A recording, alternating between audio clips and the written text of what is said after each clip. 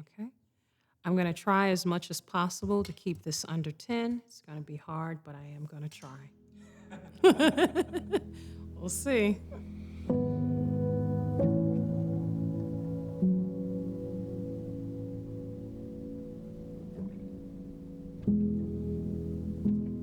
So I started my campaign in 2019 for the 22 U.S. Senate race. About 2 years out, everyone thought it was too early, but I knew I needed a head start. I was not on the same political level as most Senate candidates were.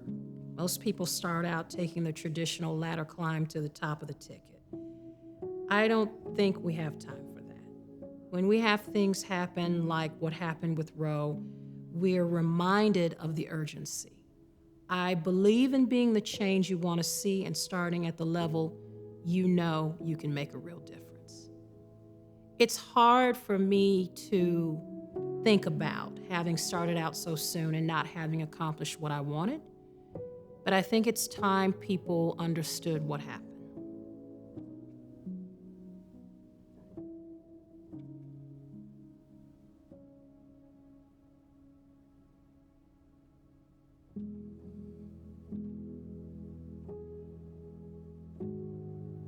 I guess I shouldn't have been shocked, but I still was.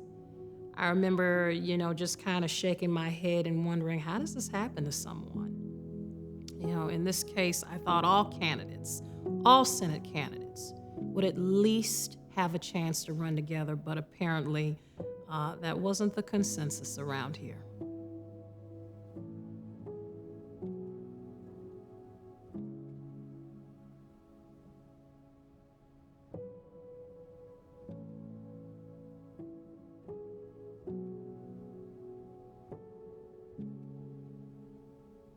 The mistake was not anticipating the severe departure from law.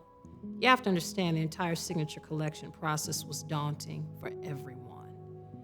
They're called ballot access laws, and in addition to the very simple requirements, actually, from our U.S. Constitution to run for the Senate, you have these additional requirements from each state. And they say, well, hey, you have to fulfill these two. The very sad part is, even though all the candidates knew these requirements were hard, in the end, some chose to weaponize the process to get rid of what would have otherwise been good competition, and that's what happened here.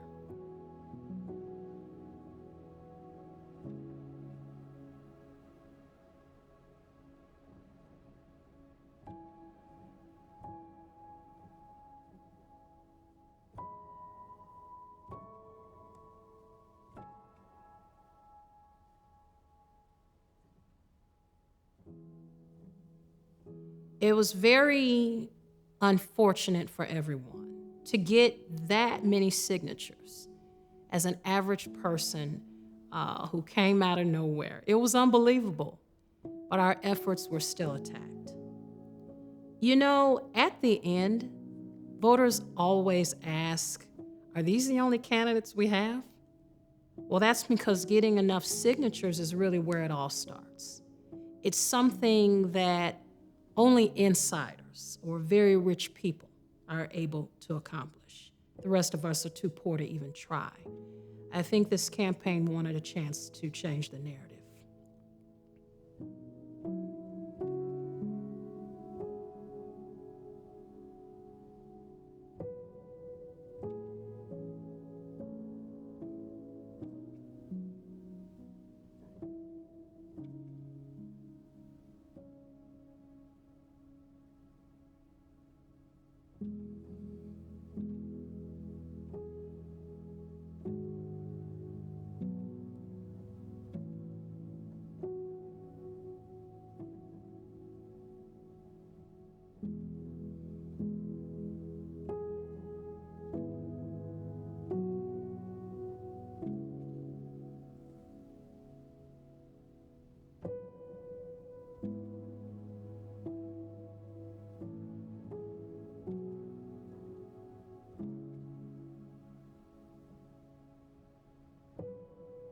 It's all very disappointing.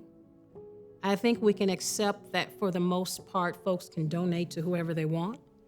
But when your job is to deal impartially with candidates who may raise challenges against one another, I think it's okay to identify what could be a conflict of interest. I would have had no problem gracefully bowing out of this election cycle if it weren't for all of this.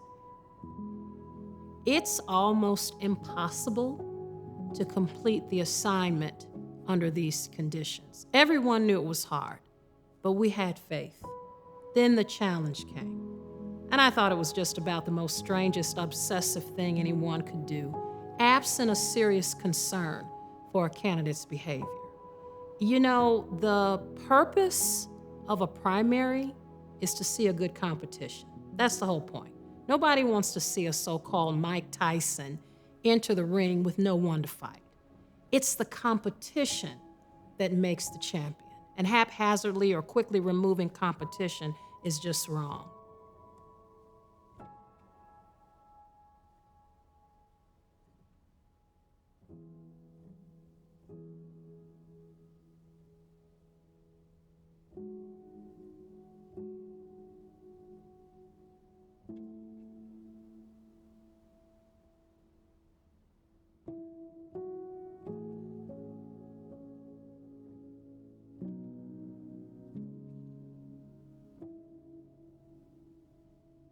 How does it not apply to me? Please. There were so many questions of law, so many violations of my due process rights, I had to appeal the decision.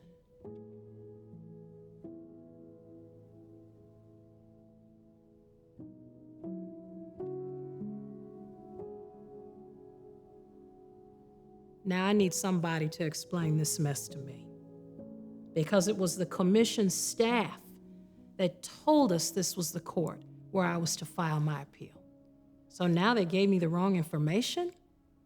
You know, in the rule, it states Court of Appeals. And the High Court even amended the rule to make it clear that the Court of Appeals had jurisdiction, but again, the rule didn't apply to me. Everyone saw how unfair all this was, and yet it didn't take some long to turn against me for wanting justice. Never even bothered to get my side, just went right ahead into blaming me. I found that very interesting.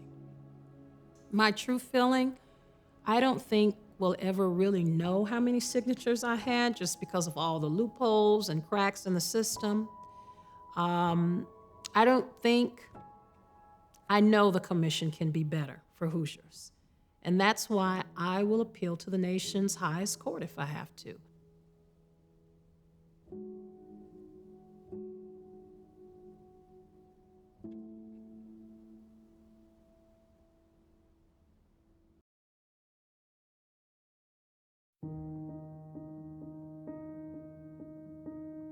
Someone once said, when injustice becomes law, resistance becomes duty. This is the 14th. Being a write-in candidate is now the key to resisting a system that was in need of repair long before I ever came along. My democratic beliefs haven't changed because they're deeply woven into the fabric of who I am as a person. The late RBG once said, women belong in all places where decisions are being made. And I believe that for all people. All people need representation.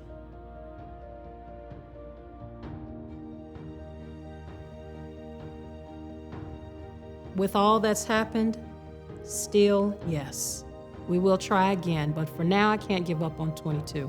I know my chances are bleak as a write-in, but at least now Hoosiers know why I'm doing it. It's a peaceful protest. I want Hoosiers to have the options they would have had in the primaries, period. I think we've all had enough of our choices being taken from us. Now you can choose to vote for whoever's on the ballot come November, or you can walk into the booth, choose your party like you normally do, and when it comes to the U.S. Senate, write in HK, and together, let's send a strong message to the incumbent. See you at the polls.